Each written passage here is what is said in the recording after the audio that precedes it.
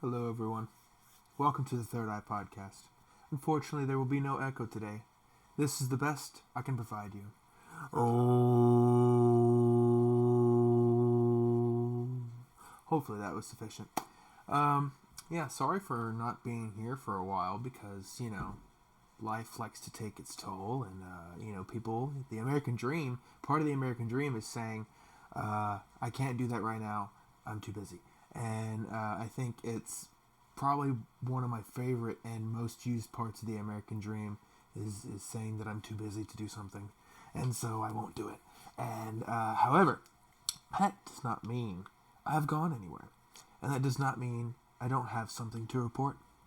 And that doesn't mean that there's not things to talk about because, like, for example, apparently in the time that I've been gone, we've kidnapped the Venezuelan president. That's pretty interesting. Why would we do that? People and folk speculate that it's because of the oil, maybe. Like, maybe we want the oil, and Venezuela's got oil, so we're going to kidnap the Venezuelan president, because that's, I guess, just something that we're doing now as part of the United States. And whenever we need something, we just find out whoever's, like, the top dog of that resource, and then we kidnap them. And, I don't know, maybe, who knows? Maybe they're doing something behind closed doors that we don't know about. Maybe they're talking out some deals. You know what I mean? Trump's really good at making some deals, and he's probably made some kind of deal. But who knows if that actually means that the Venezuelan president, what is that, Maduro? I hope I said that. I hope that's right. Anyway, this is an interesting situation. It's interesting that we're doing these things as a country. And however interesting it may be, there's other things to talk about too. Like, for example, I've been seeing, like, alien shit everywhere now. I've been seeing regular alien iconography and animated symbolism everywhere. Like, Roku is doing that. Like, you know how you would normally, like on the Roku TV screens, you'd see like a scenery scrolling by. If you never picked anything, it would have a default, and the default would be this, like, Roku city landscape, and with towers, with these large towers in the distance with Roku carved on the side of them, and occasionally you would see maybe an alien out there. But now things have taken a turn, and everything is alien. There's so many little alien hat tips, if you will. So many tips of the hat trying to collectively bring all of our attention seemingly to one topic, and that's aliens. And while aliens are interesting, and while there will be many conversations about alien interactions and maybe encounters here on this podcast, there's one thing I know for sure, and that is aliens exist. Because if you don't have necessarily the proof, your own sort of proof, if you haven't met any aliens, there is one thing you can be sure of, and that's every time you look in the mirror, you are gazing at an alien. And that alien, that version of yourself that you've created inside your mind, is not the actual reality of the alien that you look at in the mirror. Because oftentimes, people can trick themselves with a narrative. They can assume or create and warp a sense of reality that is their perception of the world around them. And as I have heard before, that it's like every single person has an entire universe within them. So everyone you look at essentially is living in their own universe. It's not just literally that they're living in their own world. They literally have their own universe. They live by their own rules. Some people don't believe in gravity. Some people believe the earth is flat. Some people believe the earth is hollow. And so, with all that being said, you've got to keep in mind that your subjective experience here is unique and important. And sometimes when you get a little lost on that and you start thinking, what am I here for? What am I doing? All you really have to remember is that to the most basic instinct, most basic level, I don't know why I would say instinct, at the most basic level, sometimes the best you can do is just try to be here in the moment. Just be here now. as someone great once said. I don't know, I think it was Ram Dass. But just be here now. It's a good way to, I think, zoom out when things are tough, when you're having a hard time. Just try and be where you are when you're dealing with, if you get pulled over and you get a ticket, you know what I mean? You still gotta drive home. You know what I mean? You can't all of a sudden not pay attention to the road signs. You can't all of a sudden, you know what I mean? You get what I mean. When you're working and you get a text from someone you know and they say, hey, this problem occurred, we need you to take care of it as soon as you get home. And you've got like maybe 5 hours left on your shift. Still got to do your shift. Just be where you are. You know, we have this incredible ability to see into the future, as I think has been described in the Bible when talking about eating from the tree of knowledge of good and evil, I believe. One thing that we obtain is this ever-present knowledge of the future. We always then constantly have to sacrifice the present for the future because we must always plan for, you know, every little thing that might happen. We don't, you know what I mean? Like, it's going to be cold when winter comes, so you got to stock up on wood, and you got to shear your sheep, and you got to process your cattle, and you got to move them around. You got to clean out your chicken den. You got to fill it back up with fresh hay, clean that shit out, because, you know, you don't want, you know, disease to spread throughout your poultry system. And, of course, you know, you need to plan for all these things. You need to have this foresight. You need to be able to see into the future and then to attend to these things because of your future sight. And they allow you to do that. And it's very useful for a human, I would suppose, to be able to articulate a possible future in which something goes wrong and use those almost simulated, generated possibilities to correctly steer themselves in the present. But now, no, I can't possibly say it would be better. I don't think it would be better if we didn't have that ability. I don't know. Would we be closer to God? I suppose if you had to articulate that particular part, if I'm reading that, I would be like, well, maybe that's a good thing then that we didn't, for a time even maybe, have that ability. But then we get the ability and that's a problem. Or at least part of the problem. And, I don't know. That's another good question, I suppose, is what did the Garden of Eden actually look like? What's the Garden of Eden supposed to have within it that is so probably perfectly encompassing in its standard of living, maybe? That just being in the Garden of Eden, you could have... What's like, is the Garden of Eden like another utopia?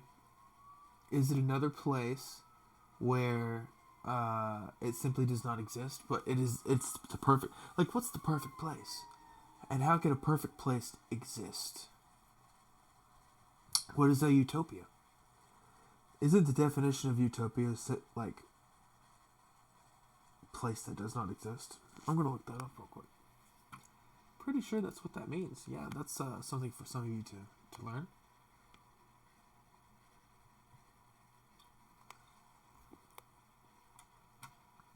Because if you ever wondered to yourself, this is what my utopia looks like.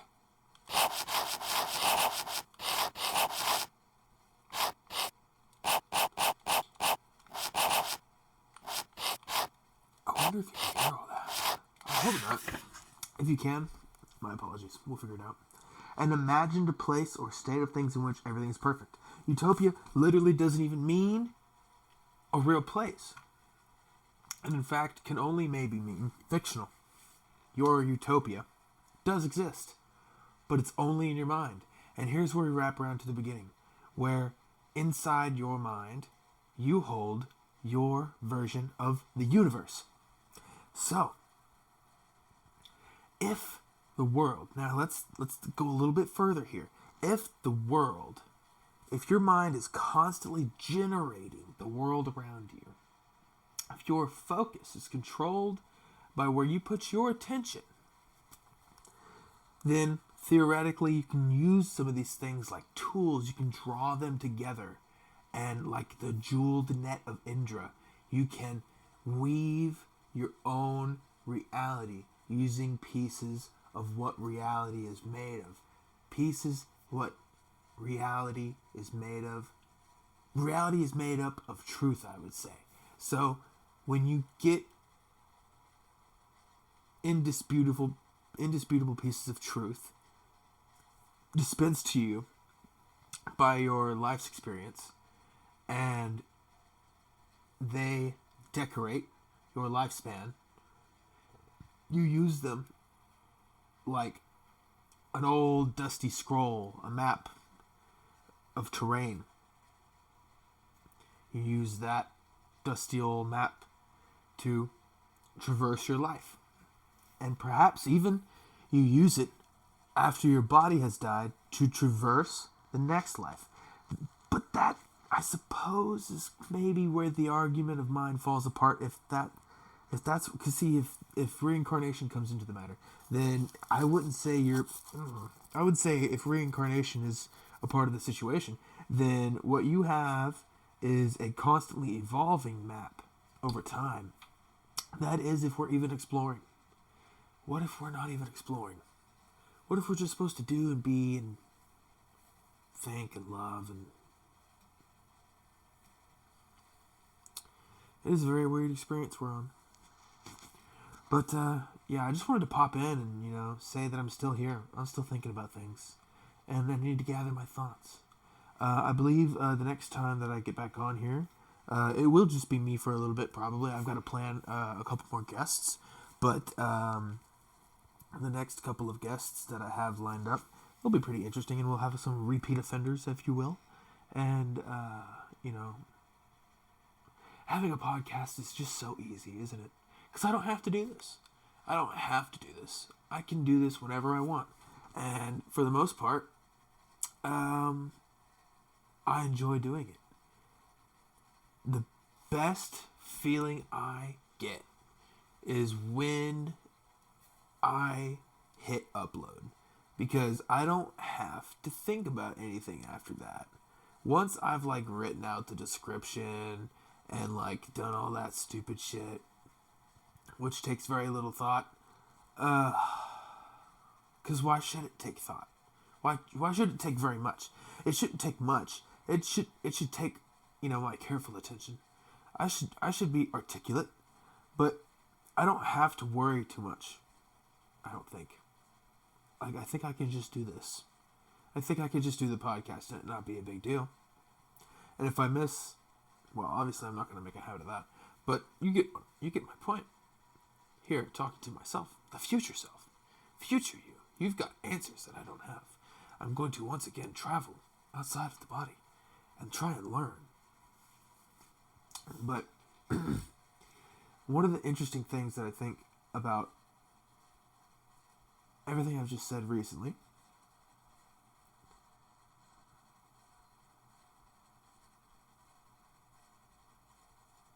reincarnation, if it is a real thing, surely our understanding of it is limited. So I think it's possible you could be living multiple lives at once. And it's probably got that written down somewhere. Somewhere it probably says that you are living multiple lives at once, because that's kind of how I would imagine a fractal to be. It's not just that you're living multiple lives across a time span, like a linear time span. You're living multiple lives across everything, across every span, across every field, across every wave, across every technology. You are living the lives of everything, everywhere, all at once. And therefore, in that sense, you must be, whenever you are conscious and in this physical realm, you are interacting with yourself. So when you're out and about and you don't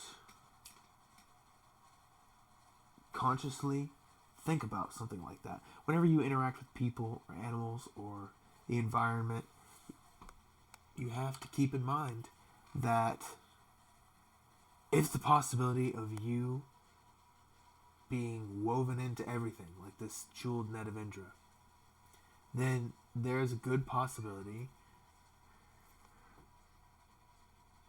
that that cat over there is you. That the dog walking down the street is you.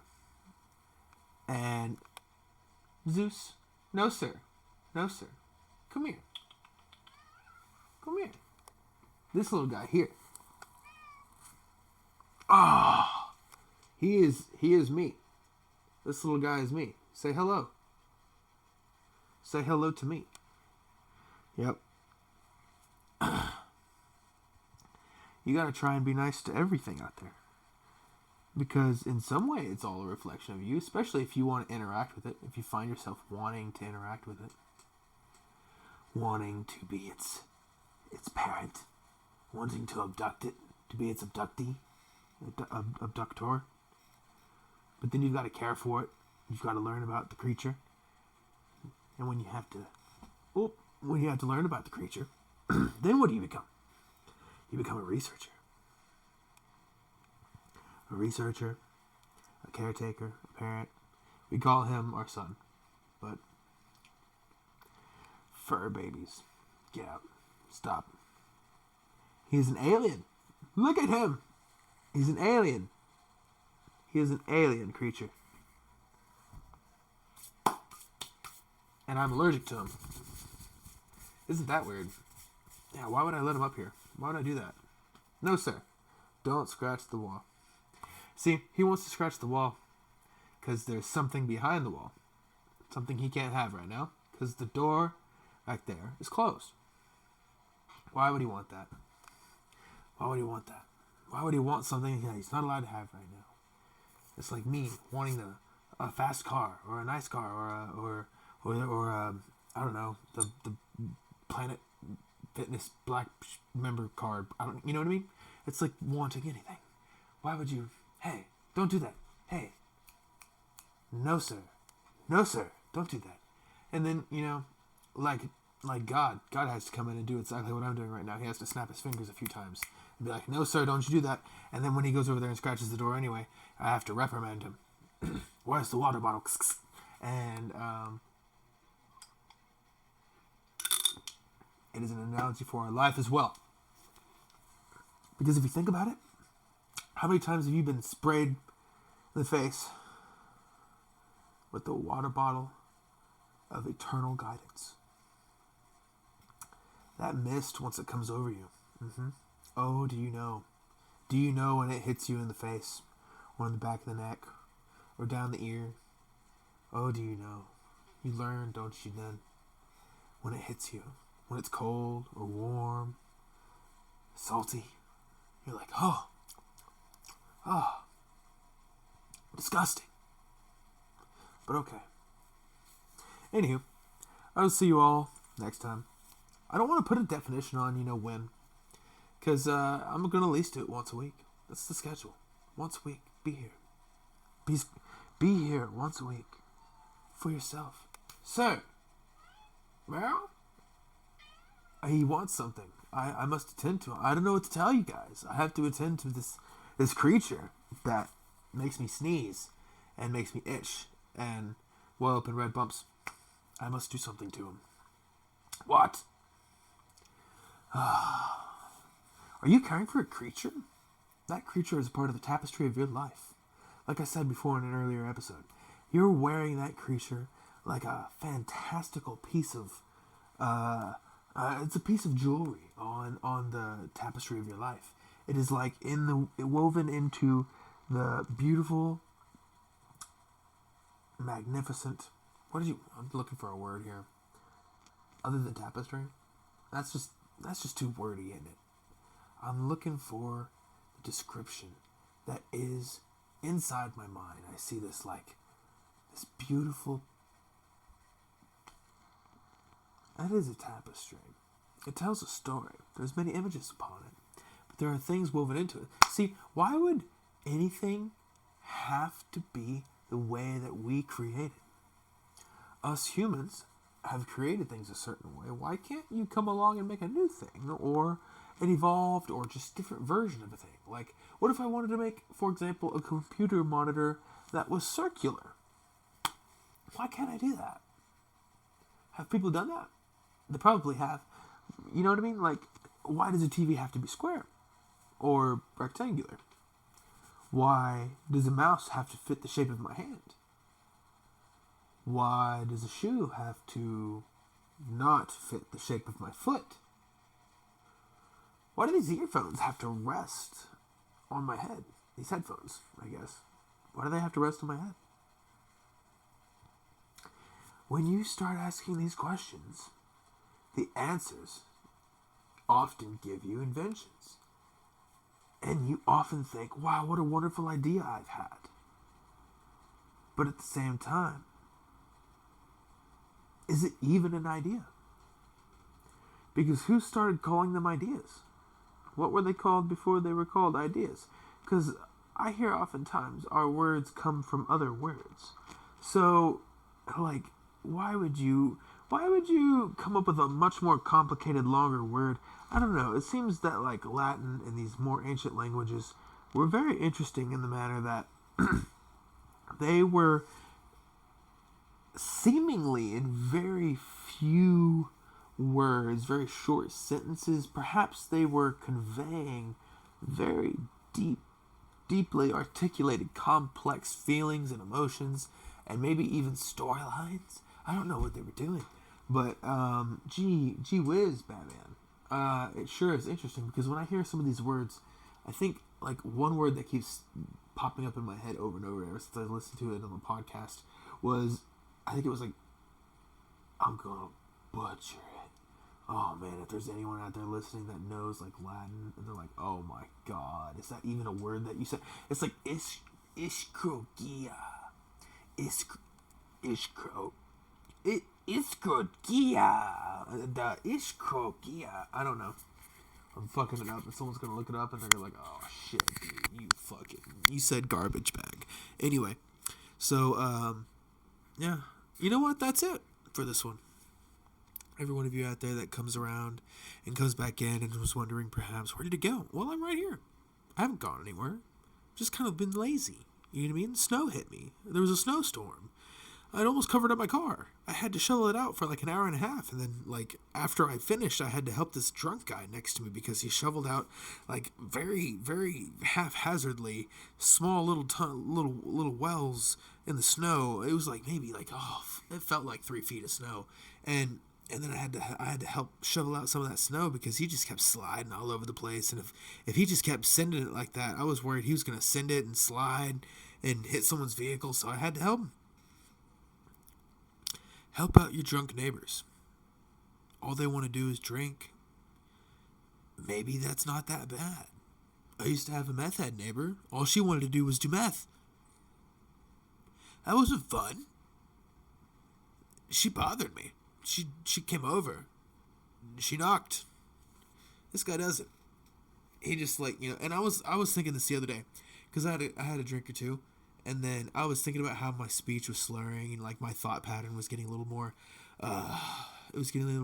incoherent. Things were jumbling up, stumbling over my words, stepping on my own toes. It was like I was dancing with a second person, and the second person was me, and I was wearing 2 left shoes. And anyway, so yeah, I had a couple drinks, and I was watching how the experience went. And noticing how, if I wanted to do a podcast right now, I just really don't think, it's not that effective for that scenario. I mean, maybe if you want to loosen up, have a good time with a couple friends, that's different, I suppose. But I don't know, it's definitely not going to be the regular. Because, when I bring good old Maurice on here, it's not going to be a situation where we drink, because he's got something intelligent to say. I don't know what he has to tell me, but I feel like there's something more about Maurice than what flavor of ice cream would you make if you could make a flavor ice cream? I think there's something more to Maurice than waffles or pancakes. And I think he's alluding to something. I think he's alluding to something. He's trying to trick me. He's a trickster god. I bet you he's a trickster god. I bet you he, on the sly, probably manipulates reality. And oftentimes leaves people confounded. And it's his demeanor that's got me convinced of this. Because he seems like very intelligent. But there's something going on there. He's like, I don't know. I'm watching him closely. I'm pretty sure he might just manipulate reality when you're not looking. I don't know if you watched that episode of Black Mirror where it was a lady and it's like everything. She was this old friend from like high school. Starts coming into her job because they had a help wanted sign up or whatever online, and so this friend from high school ends up getting the job where she works, and she slowly starts like seemingly going insane because it's like everything. It's like, I swear it used to say that the hat used to say, I don't know, Hoosiers instead of haters. You know what I mean? Like, this is just an example, but and then what it turned out to be. Spoiler alert! If you haven't seen the episode, skip ahead like 20 seconds now. At the end of the episode, it turns out that the girl who was in high school, she was bullied by this particular main character, and so she becomes super smart and made this supercomputer, and she was able to speak into it and change reality around her literally as she said something. She'd be like, yeah, I could have swear it happened like this, not like that. And then just as it was going to happen, it would happen. So, similar thing. I think Maurice is like able to speak things into existence, just like I am able to, just like you're able to. You've got to watch out. I think some people out there, you could have an ability and not even know it. Gotta watch out for those people. Gotta watch out, because the person that can do that might be the person you see in the mirror every morning. Until next time, everyone. And don't forget to